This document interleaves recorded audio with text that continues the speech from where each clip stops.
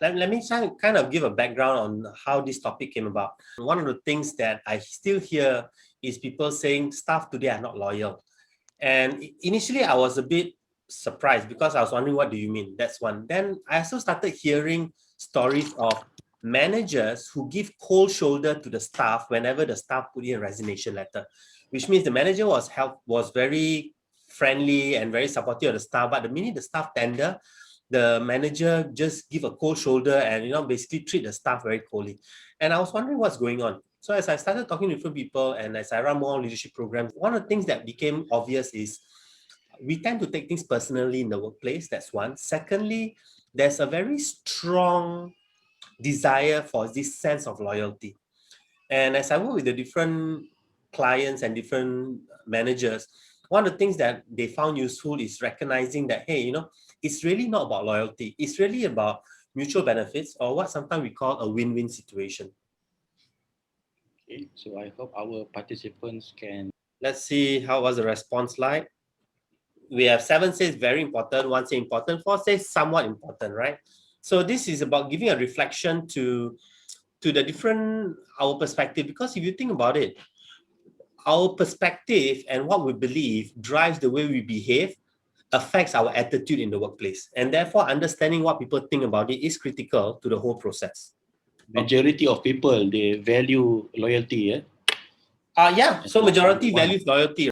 It'd be great to know from the people with us this morning, what are the age range are you guys at? And this is going to help us understand, because one of the challenge I noticed about this whole topic of loyalty is people say the younger generation is not loyal. So if you look at this, majority that's what tuning into us this morning are 50 and above. So this is based on how many people have responded. Now, so once again, as we look through this, this is an interesting chart, because after I'll show you another statistics that talks about people in the workforce. And these are the different age range of people, or some are still putting in, but at the moment, the most people tuning in are those 50 and above. And this will be an interesting talk, because a lot of things that I'm going to share to you today, it's a bit personal. It is a bit sensitive, because loyalty is a humanistic value, right? But yeah, when we talk about the workplace, it becomes a bit more challenging. All right, I noticed the results are changing. So if you look back at your Menti, you will notice it say, go to the next slide. Now, this slide is going to help you process out your own belief system, right? So there are 6 categories when it comes to which statement is true to you. So earlier on, I asked you about how loyalty is, and majority of us say loyalty is important. The second slide gives us an idea about who's watching. Now, this particular one is to find out, what do you believe about loyalty? It's interesting, if you look in this particular responses, loyalty is conditional here gains a lot of point, right?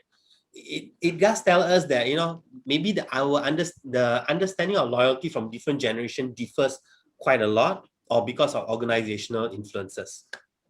Now, if you look at this chart, right, I think it's about taking a moment to look at it and for you to reflect, what does this mean? I guess the point is that all of us, we looking for a win-win situation. So it's loyal, but there must be a win-win situation, right? That's what I can see from this result. Yeah, you're right. So once again, if you think about it, the perspective, the perspective of loyalty differs from generation. If you think about it, when we talk about, so I used to run a lot of multi-generational programs, and one of the things we notice is the baby boomers, their loyalty came about because they were going through war and there was a lot of suffering, and opportunities was little bit. So whatever opportunity they have, they were very, very appreciative of it. And therefore, the idea of loyalty back then is you don't think about as long as you have it, you should be grateful. That was the perspective of the baby boomers, because they grew up in an era where they have nothing at all, right? So it's not a two-way, that's one. Secondly, back in the baby boomers' day, education wasn't a commodity. Not everybody's educated. Therefore, those who are educated are in a better position, and people listen to the educated people, because the understanding is you are more educated, you should know what to do, and therefore I listen to you. That was back then. In today's context, education is already it's open to the masses. So people are saying, hey, wait a minute, I cannot necessarily trust you 100%. I also need to think for myself. And therefore, this shift in terms of education, this shift in terms of choices and access to information have actually changed perspective of loyalty. As I shared, and based on your feedback, right, the thing about loyalty and what I call the dilemma with loyalty, and this is really about leaders, is that we first need to recognize when we are an organization, the way organization function and the way community function is different. If you think of loyalty, most of the time it resides within a community or within a family. Why? Because loyalty is a humanistic value. Loyalty talks about two persons that pledges allegiance to each other and believes that both will try to help each other. Now, that is a humanistic value. Whereas, which is loyalty is to the person.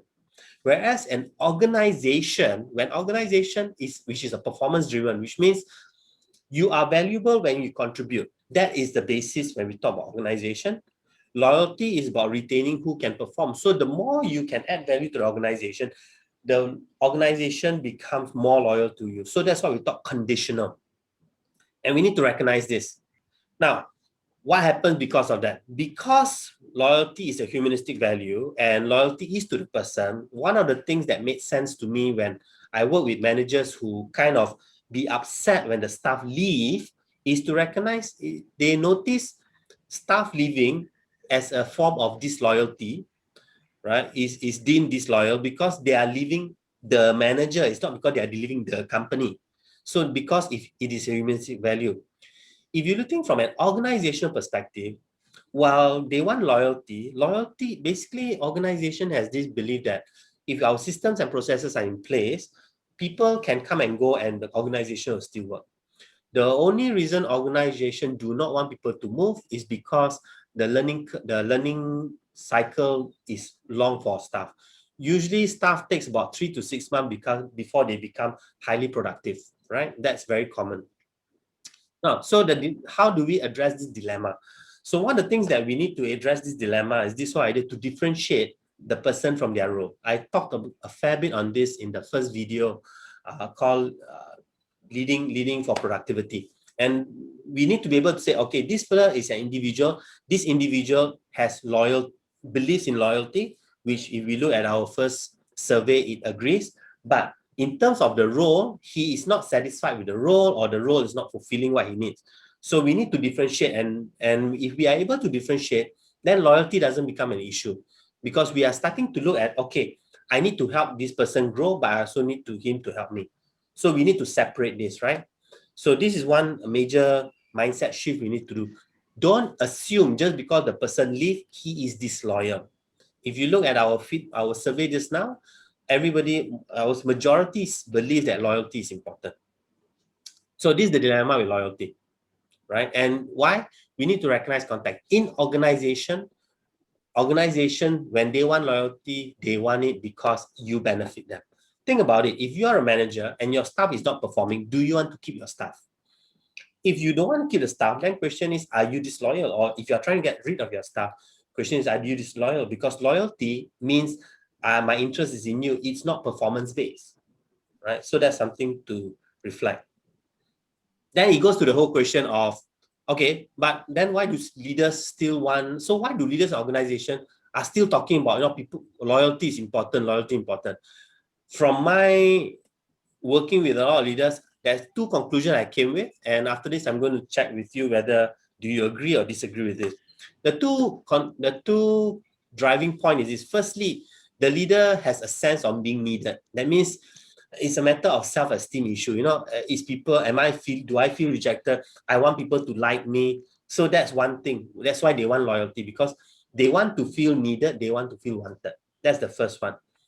The second one is they want loyalty because the staff makes their job easy, right? Because let's say in a team, maybe you have 2 persons who are your high performers, and these 2 persons addresses most of your problems and challenges. These 2 persons makes it easy for you to have a relative easy time in work because they settle everything.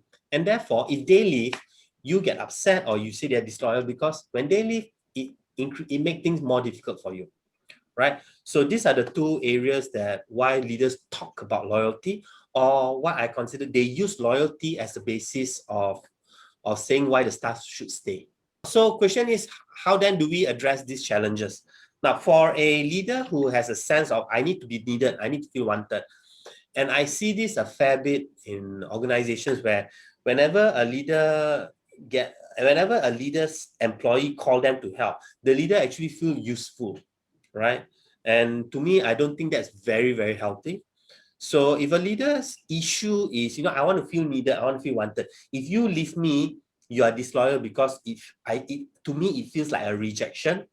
Then I think, firstly, the leader needs to recognize that this is a problem for the leader. Secondly, I think these are what we call inner work, which means it's something that has to do with self-esteem, self-value. These are more inner work. You do need to find maybe a coach or a psychiatrist or psychologist to be able to work with you to address this. Because what I noticed is how you feel on the inside affects how you lead on the outside. If you are insecure, then the tendency is you want staff who's always agreeing with you. You don't want staff to leave you, but you don't mind leaving your staff. So that happens at the internal work. So I find so when I develop new managers, one of the main things that we work on is what's on the inside. You address what's on the inside, on the outside, it becomes easier. Find somebody that you can work with, and it's because this is very personal and sensitive. You want to work with somebody who will keep the confidential situation with you, right? So this is where coaching comes into place. This is where having a friend who doesn't tell everybody about your problems in place and for you to talk about it. Now, when it comes to making things easy, which means I want the staff to be loyal because it makes my stuff easy, then there are two crucial skill sets that I find is very useful to eliminate this problem. Now, first is about delegation skill.